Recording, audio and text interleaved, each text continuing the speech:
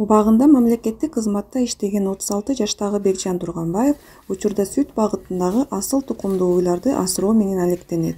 250 уй үчүн ылайыкталган Бекжандын сарайында 70 баш жаш кунажын бар жана 2 күндө бир шаардагы Бишкек сүт заводунан келип, эң көп дегенде 1 тонна 300 литрге чейин сүт алып кетишет. Биз бул ферманы 2014-жылы сатып алганбыз. Ага чейин мен Газпромго караштуу жеке фирмада иштегем.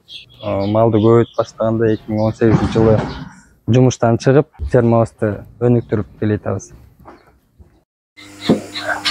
Азыркы учурда бизде чарбабызда 3 үй бүлө иштейт, жумушчу үй бүлө. 3 үй бүлөнүн өзүнчө үйлөрү бар, шарттары буюрса жакшы. Быйыл бир үй бүлөмдүн үйүн ремонт жасап, шарттарын оңдоп бердик. Ошо жумушчуларым жакшы иштегенге аракеттенбиз. Азыр өзүңөр көргөндөй уйлар саалып атат. Бул уйлар саалып бүткөндөн кийин эле сүт 15 мүнөт өтпөстөн сүт сактагыч танкка куюлат. Себептен убагында бат муздаш керек. Биз жайка долбоору менен 3 жыл иштедик, 3 жыл окудук.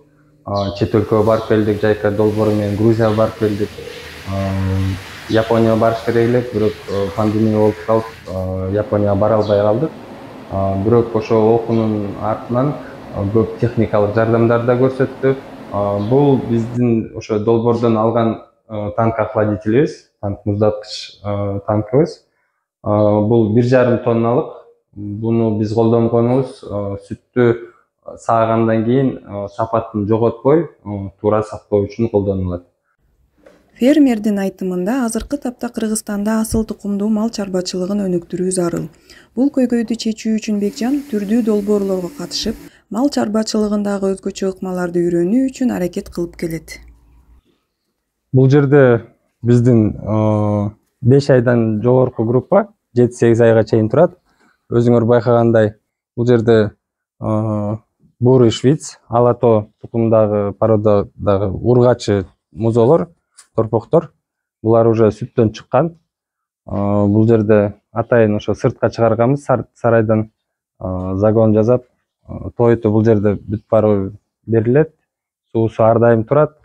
Бурый биз өзүбүздүн чарбабызда, бүт уйларыбызда азыркы учурда бурый швиц тукумдагы букалар менен жасалма уруктандыруу менен алек болуп келатабыз. Ошонун артынан ушул торпокторду алып атабыз. Буюрса келечекте бүт өзүбүздүн чарбабызды бурый швиц, алато тукумдагы фермага айландырганга аракеттенип жатабыз.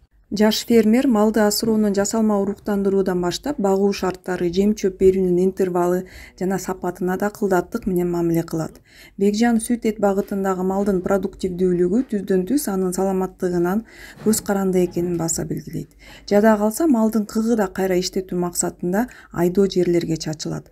Ал эми бул айдоо жерлерден алынган чөптөн тоютту да өздөрү камдашат. Бул биздин силосный ямабыз.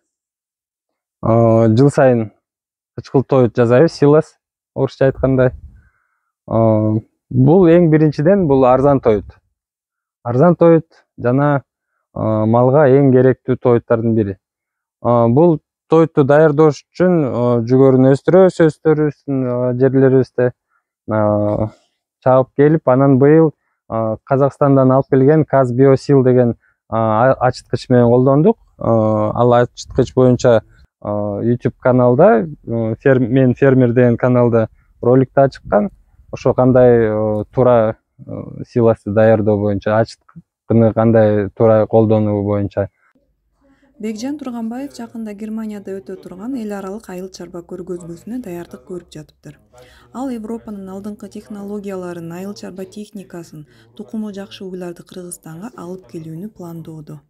Европадан алып келген жаңы 32 кунажын алып келгенге аракет кылып атабыз. Буюрса ал дагы ишке ашат. Ошонун алдында шарттын түзүү үчүн ушул жаңы загонубузду быйыл куруп бүттүк. Буюрса малыбыз келсе, биз өзүбүз даярбыз. Айыл чарба сектору Кыргызстандын экономикасынын негизи болуп эсептелинет жана азык-түлүк менен элди жетиштүү камсыздоо бул тармактын өнүгүүсүнө көз каранды. Чүй областы ири мүйүздүү малдын саны боюнча Ош жана Жалал Абад областтары менен чогуу алдыңкы 3 региондун катарына кирет. Ал эми сүттү өндүрүүнүн көлөмү боюнча Чүй региону 1-орунда турат.